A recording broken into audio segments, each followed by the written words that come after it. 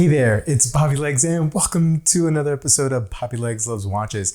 And today I will be reviewing the collaboration between Louis Erard and Alain Silberstein, Le Régulateur. I'd like to thank my buddy Joe for lending this excellent piece into the channel for review. It's because of guys like Joe who I've developed a friendship over the last year or so because of this hobby that I'm able to produce content on an ongoing basis. Now, before I continue with the review, please remember to like and subscribe and click that bell icon to get notifications every time I upload new videos. I love making these videos and I hope you like them too. So let's get on with the review.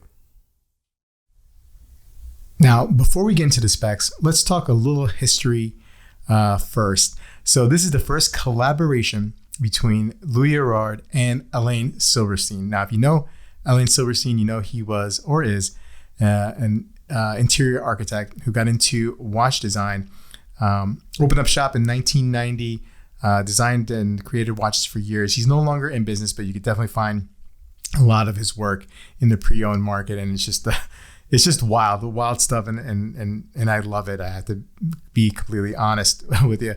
So let's jump right into the specs. This is a 40 millimeter case diameter, 46 millimeter lug to lug, and you see these lugs curl down. So nice conforms to the wrist. The case kind of just bellies up a little bit to the top here. Now it's just under 9 millimeter case thickness. I measured around 8.7, 8.8. Flat sapphire crystal, 21 millimeter lug with stainless steel case. The bezel also stainless and polished, kind of steeps up from the belly of the case. Now the strap did not come, it's not stock with this bracelet. This is a strap that Joe selected from HD Straps. Really, really wild strap. Fits the watch perfectly, I would say. But the watch does come with a brown calf leather strap with blue stitching. He did get the pin buckle transferred over from the original strap over to the new strap. So you see Louis Erard there. Exhibition case back, sapphire crystal here as well, and 50 meter water resistance. This is not a screw down crown. This watch is powered by the ETA 7001, and it has a Louis Erard RE9 complication integrated with it. Manual wind, of course, 42-hour power reserve, really kind of like a workhorse ETA manual movement. Let's flip this over and see the star of the show. Man, I was so happy when Joe bought this a few months back, and then when he offered to lend it in, I was ecstatic. I just wanted to see this for myself, and it hasn't disappointed. It's so much fun. I'm gonna keep on saying that throughout this review, guys. I guess you guys can see where I'm going with this. You have these great hour, minute, and seconds hands here.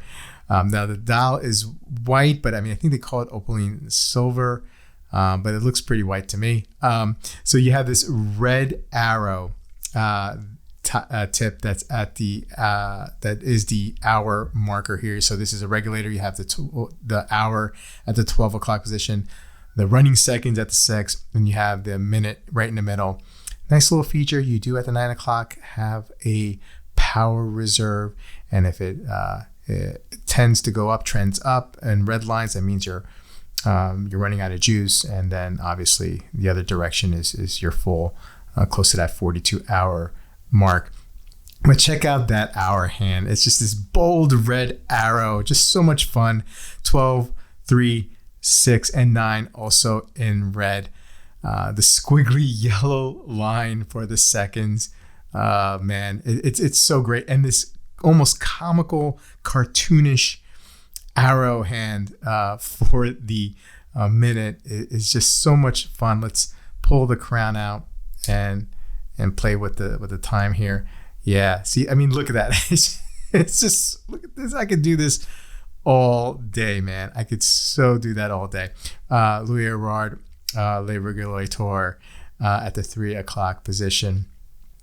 Yeah, the hour indices which are bluish, like a shiny blue reflection, just really, really cool. And then the minute tracks as well, as you could see there in black. And then, obviously the first position or the starting position is a wind.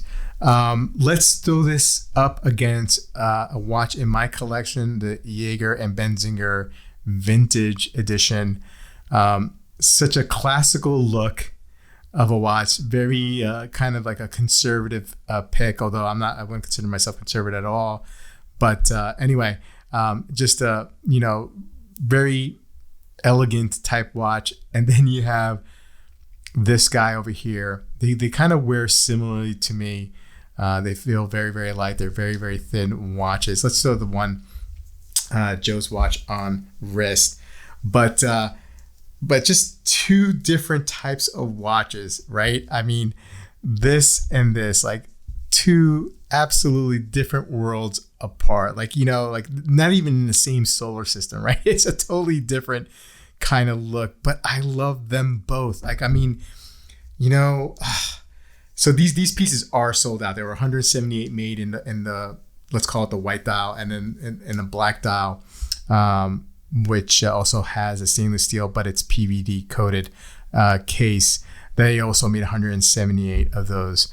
They MSRP'd for around 2,900 Swiss francs, so roughly the same dollars, maybe 3,000, 3,100 US dollars.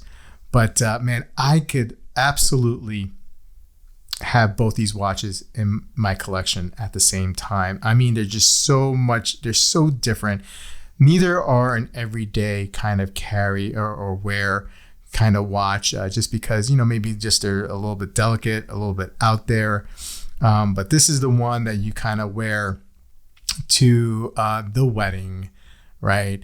Or the office, whatever you want to wear it to, dressed up. And this is the one that you can still wear to those things, right? You could still wear this at the wedding. You could be the fun guy with the nice the bright pink suit, or whatever, salmon colored suit. I don't know, with the loafers and no socks, and then have this on wrist, or you can just go to the museum. I mean, this is a perfect museum watch. If there isn't ever a museum watch, this might be it. Anyway, I love this watch, and I'm so grateful that Joe sent it in. And listen, let me know what you think. I know this is not for everybody. I know some people will be just like, what the hell is that? That's a joke. I could never wear that. That's not interesting to me. And I can see where you're coming from.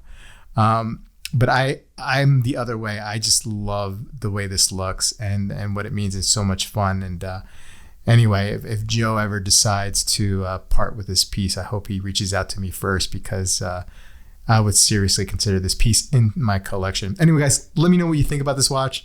You guys already know what I think. I really couldn't hide it. And I'll see you guys in the next video. Thanks.